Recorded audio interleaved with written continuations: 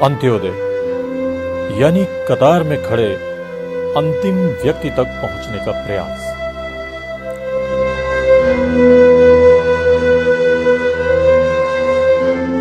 दिल्ली के उत्तर पश्चिम के हैदरपुर इलाके की जे क्लस्टर बस्ती, सकरी गलियां, गंदगी व कूड़े से भरी नालियां,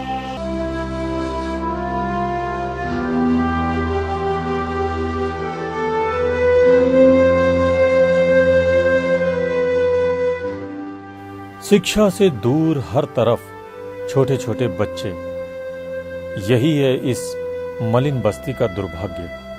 और इस दुर्भाग्यपूर्ण बस्ती में अंत्योदय विचार से प्रेरणा लेकर काम करता स्वयंसेवी संस्थान संपूर्णा जिसकी अध्यक्षा हैं डॉक्टर शोभा विजेंद्र, जिनका लक्ष्य और उद्देश्य दिल्ली की जे क्लस्टर जैसी बस्तियों में महिलाओं व आर्थिक रूप से पिछड़े वर्ग के लोगों के लिए शिक्षा, स्वास्थ्य जैसी सुविधाएं उपलब्ध कराना है। हमने जब संपूर्णा संस्था बनाई तो हमारी फिलॉसफी ऐसी थी, हमारा मानना ऐसा था कि 14 साल से 19 साल की जो बालिकाएं होती हैं, लड़कियां होती हैं, वो सबसे वल्नरेबल एज है। उसके अंदर लड़कियों का भटकाव अक्सर हो जाता है और वही वो एज है जिसके अंदर लड़कियों को अगर सही शिक्षा मिले, सही स्वास्थ्य मिले और उनके हाथ में कोई ऐसा हुनर हो जिससे वो जीवन पर्यंत अपने जीवन को एक इज्जत के साथ चला सके, तो केवल उनका परिवार ही नहीं बल्कि जिस परिवार में उनका विवाह होता है, दोनों परिवार उससे लाभान्वित होते हैं। दोनों परिवारों का विकास होता है, संस्कार मिलते हैं, सुसंस्कृति आती है और उनकी ही नहीं समाज के अंदर भी एक संस्कृति का भाव पैदा होता है। तो संपूर्णा इसी उद्देश्य के साथ शुरू की गई और हमने ऐसा माना कि क्वालिटी के साथ साथ हम क्वांटिटी में भी विश्वास करें। अगर हमने एक लड़की को भी शिक्षा दी, उसको हमने शारीरिक और मानसिक रूप से स्वस्थ बनाया और उसके हाथ में एक ऐसा हुनर दिया, तो संपूर्णा का उद्देश्य पूरा हुआ। संपूर्णा का एक बहुत ही लार्जर प्रोस्पेक्टिव है, बहुत ही विहंगम उसका उद्देश्य है, जिसके अंदर हम देश भर की सभी एडोलेसेंट गर्ल्स को एक ऐसा प्लेटफॉर्म देना चाहते हैं, एक ऐसी अपॉर्चुनिटी देना चाहते हैं जिसके अंदर वो अपने पोटेंशियल को मैक्सिमाइज कर सकें। अभी तक संस्था ने इतने वर्षों के अंदर इस उद्देश्य की प्राप्ति के लिए 20 जगह पर अपने केंद्र चलाए हैं। उन केंद्रों के माध्यम से प्रतिदिन 9 बजे से 6 बजे तक ये बालिकाएं हमारे पास प्रतिदिन आती हैं। हमारी शिक्षिकाओं से, हमारे काउंसलर से, हमारे और समाज सेविकाओं से और जाने माने जो व्यक्तित्व हैं उनसे उनका इंटरेक्शन होता है और धीरे धीरे उनके अंदर ये भावना विकसित होती है कि पहले उन्हें स्वयं का विकास करना है और स्वयं के विकास के बाद परिवार का विकास करना है और परिवार के साथ फिर नेबरहुड का विकास करना है, समाज का विकास करना है और इस देश के विकास में अपनी एक सशक्त भूमिका निभानी है। लेकिन मैं सबसे ज़्यादा प्रभावित अगर किसी व्यक्तित्व से रही हूँ तो वो नानाजी देशमुख जी से रही हूँ और पंडित दीनदयाल उपाध्याय जी की जो फिलॉसफी है उसने मुझे बड़ा रोमांचित भी किया है। और अपनी शिक्षा के दिनों में और उसके बाद भी मैंने देखा है कि समाज का सही मायने में विकास तभी संभव है जबकि अंतिम पंक्ति में जो खड़ा व्यक्ति है उसको हम विकास की मुख्य धारा से जोड़ें। और अंत्योदय जिसकी हम बात करते हैं, आज हमारा देश 21वीं शताब्दी में है और इसके अंदर जो विकास हमारा होना चाहिए था, क्योंकि हमने ऐसा माना, हमारे शिक्षाविदों ने ऐसा माना, समाज सुधारकों ने ऐसा माना कि जो भी हमारी कुरीतियां हैं उसका मूल कारण शिक्षा का अभाव है। लेकिन देखने में ऐसा आ रहा है कि ये सारे जो हमारे मानक थे ये बदल गए हैं। आज जो सबसे ज़्यादा शिक्षित वर्ग है, जो सबसे ज़्यादा धनाढ्य वर्ग है, उसके अंदर सबसे ज़्यादा कुरीतियां पनप रही हैं। अगर आप भ्रूण हत्या की बात करें, जितने पढ़े लिखे परिवार हैं वो अगर एक बच्चा चाहते हैं तो वो बेटा चाहते हैं, और सोनोग्राफी, अल्ट्रासाउंड और भी कुछ ऐसी चीज़ें जो शायद विदेशों में आ गई हैं, उनका प्रयोग करके वो ये जानना चाहते हैं कि लड़का है या लड़की है। जितना हम सोचते थे कि ये आडंबर, दिखावा शिक्षा के बाद दूर होगा, धनाढ्य परिवारों में, पढ़े लिखे परिवारों में ये बढ़ता ही जा रहा है। तो शिक्षा को हम विकास से जो हम जोड़ने की हमारी प्रथा चली आ रही थी, मुझे लगता है कि वो 21वीं शताब्दी में इधर उधर हो गई है। इसी तरह से हम ऐसा मानना था कि क्राइम कमिट हो रहा है समाज के अंदर, अपराध हो रहा है, तो उसका मूल कारण पॉवर्टी है। लेकिन आज देखते हैं कि यंगस्टर्स केवल just for the fun seeking crime commit कर रहे हैं। अगर ये फन सेकिंग के लिए हमारा यंगस्टर क्राइम करेगा तो इसकी रोकथाम कैसी होगी और आने वाला हमारा भविष्य क्या होगा, हमें ये समझ में नहीं आ रहा है। इसलिए मुझे ऐसा लगता है कि जो हमारी अंत्योदय, जिसके ऊपर हमारा पूरा देश का ढांचा बेस्ड है, आज देश को इसकी बहुत बहुत ज़रूरत है। सामाजिक संस्थाओं को सेवा के क्षेत्र में आने की ज़रूरत है। आज मैं देखती हूँ कि सारी सामाजिक संस्थाएं एडवोकेसी में लगी हुई हैं।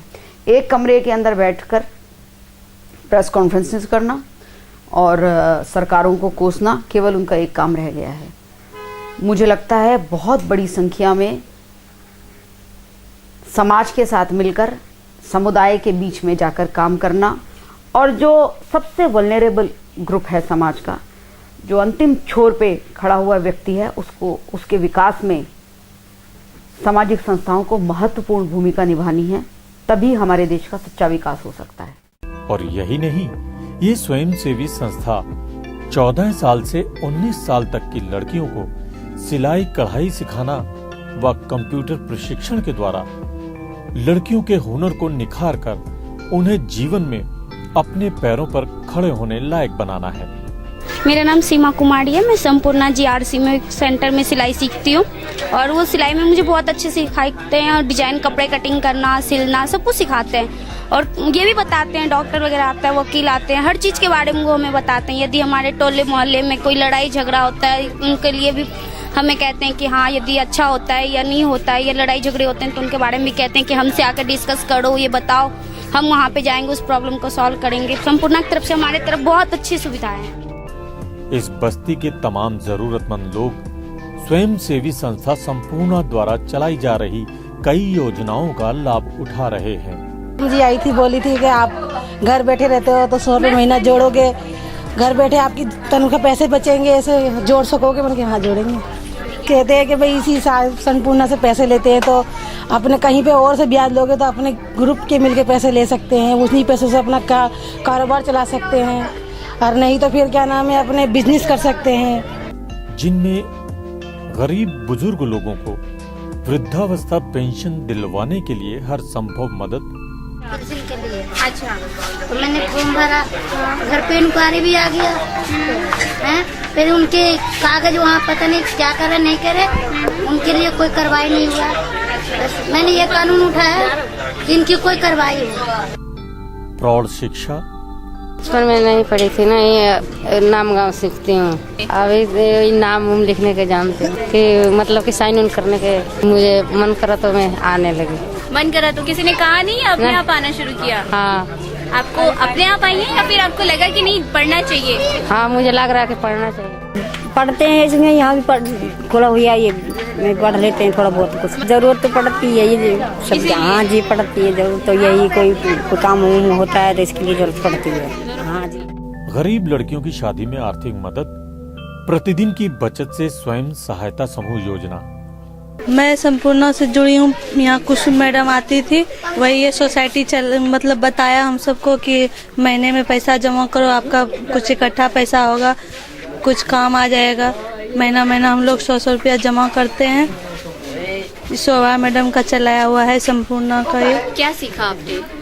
यहाँ संपूर्णा से आती थी मैडम सिखाने के लिए, सिलाई कढ़ाई ये सब सिखाती थी, तो हम लोग सीखे हैं थोड़ा। छात्र सहायता योजना और कानूनी सलाह देना जैसी तमाम योजनाएं चलाई जा रही हैं। इस संस्था में हमें विशाल सर लेके आए, हमारे घर गए थे, हमारे फादर से बात की, और फिर काउंसलर वगैरह गए थे हमारे घर पे, कुसुम मैम और कल्पना मैम।